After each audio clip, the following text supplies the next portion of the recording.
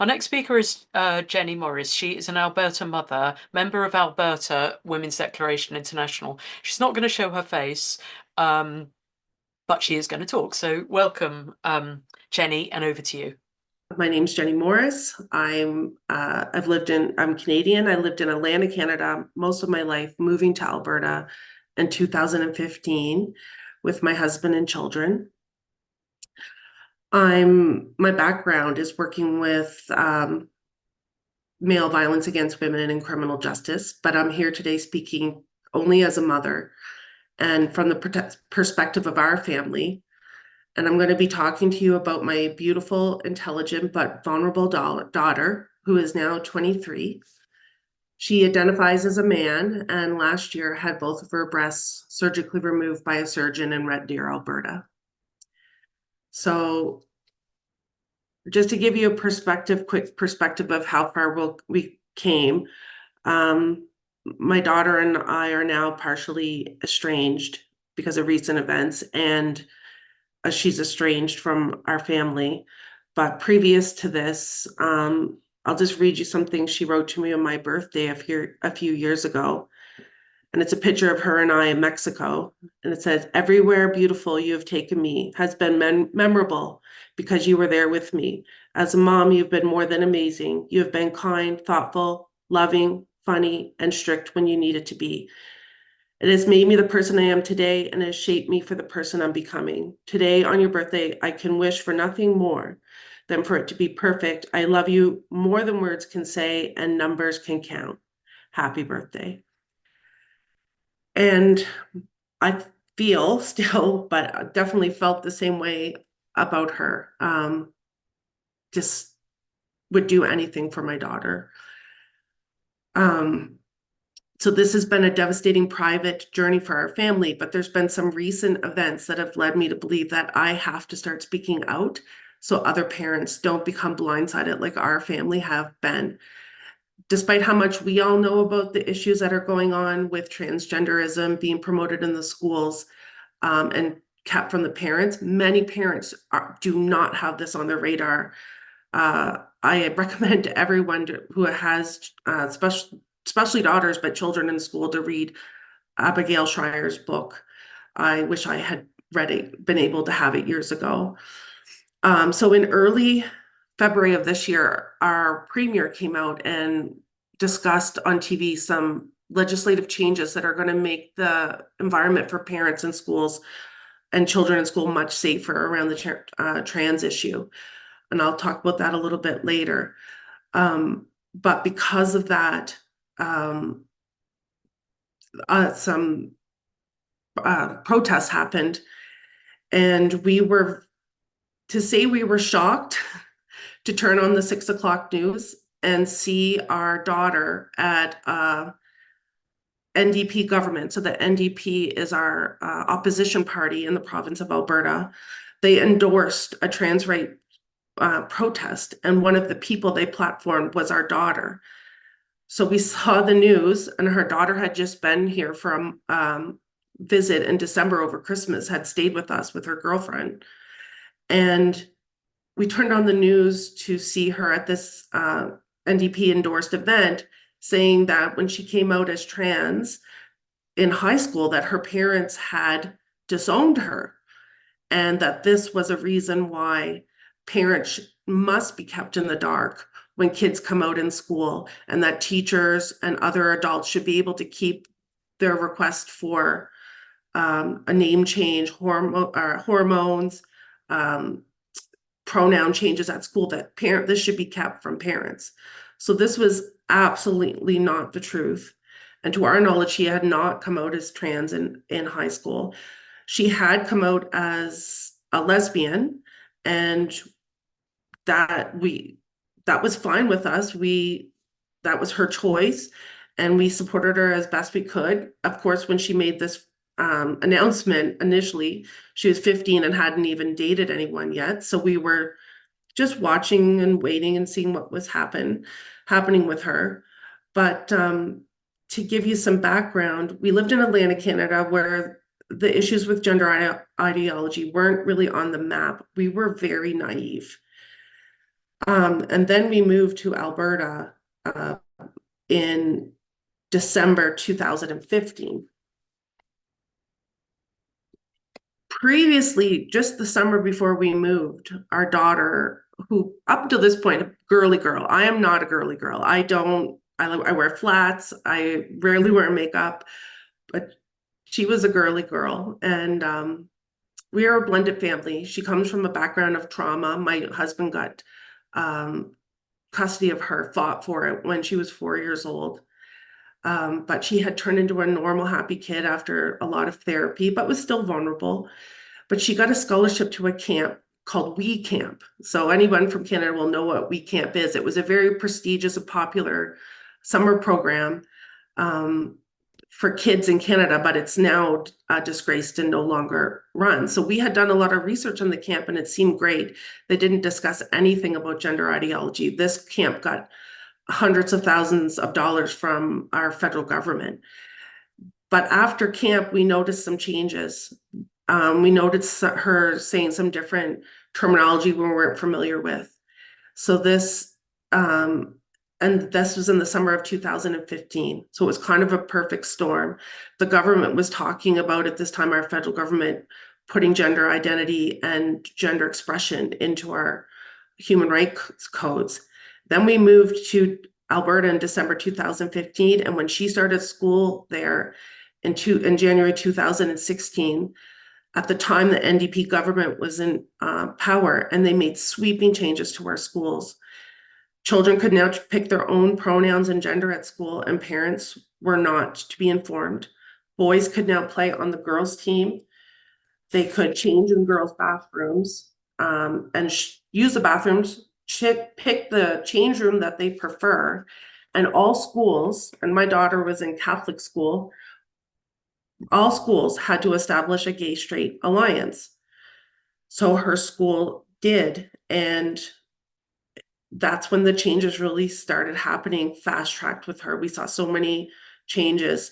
But our school still had a policy that parents were the primary teachers of their kids and that there would be open communication between school and home. That was their stated policy. And to us, pride just meant that young people who identified as lesbian, gay, and bisexual wouldn't be bullied at school and would be accepted and they would have friends. So we didn't see any danger in being involved in this. But we've learned now that by grade 11, she was going by non-binary at school and using different pronouns. The school kept this from us, and we were really involved with the school. We were at school all the time. They knew us, but yet chose to keep it from us. And it's hard because other people in the community knew, but we did not know. So we weren't able to even try to get in front of this or help our daughter understand what was going on.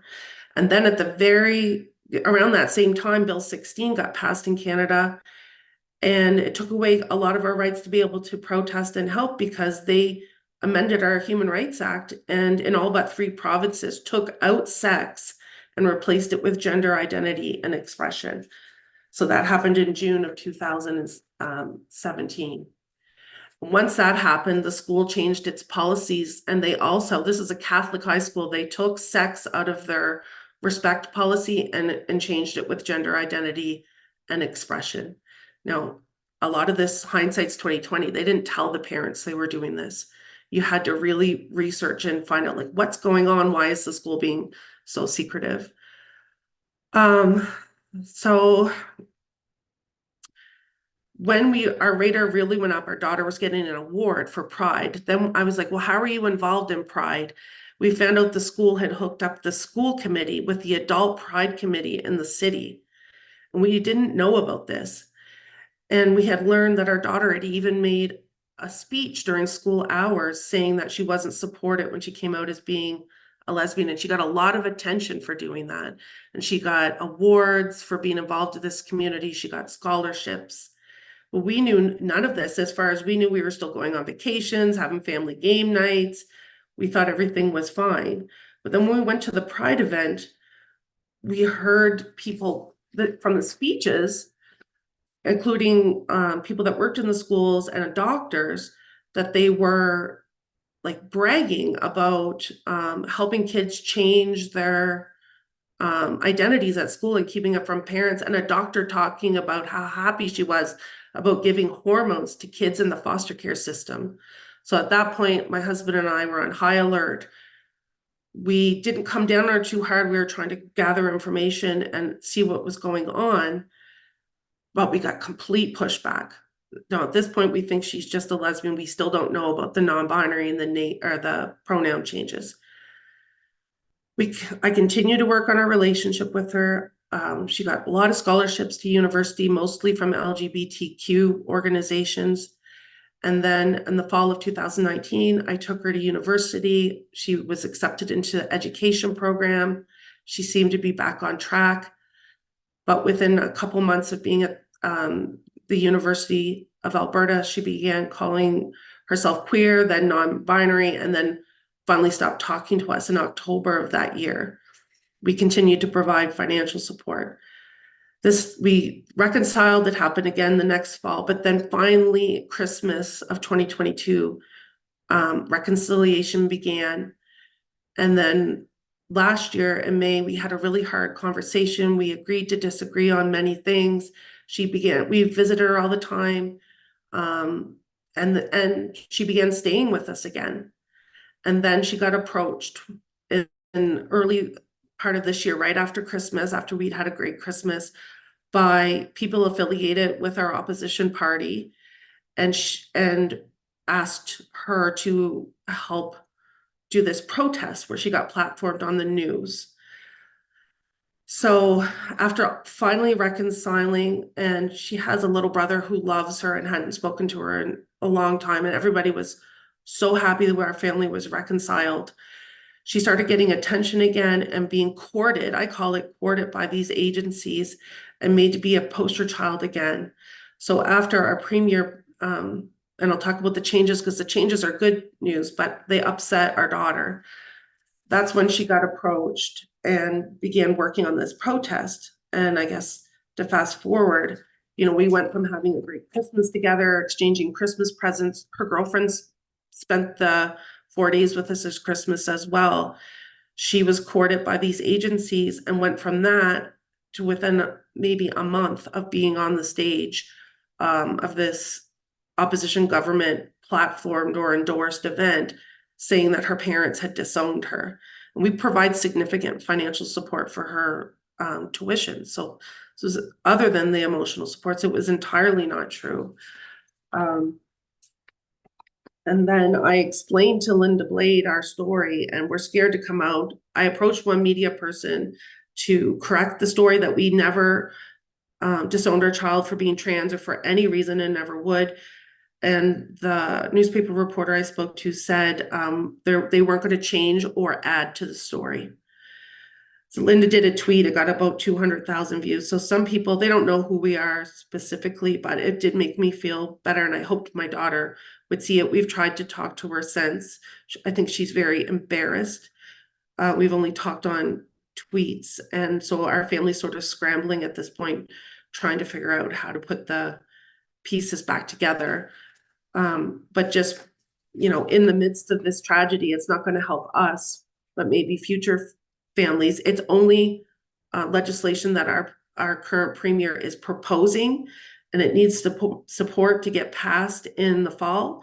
But our current premier, Daniel Smith, is proposing that parents not be kept in the dark, that minors won't be able to get surgery under 17, or puberty blockers under 16 without, or even under 18 without parents' permission, and that parents know about what's being taught in the school so they can opt in or out and know what's going on with these committees like the Gay Straight Alliance. So basically that parents are back to being partners in education and not just assumed to be a danger to their children.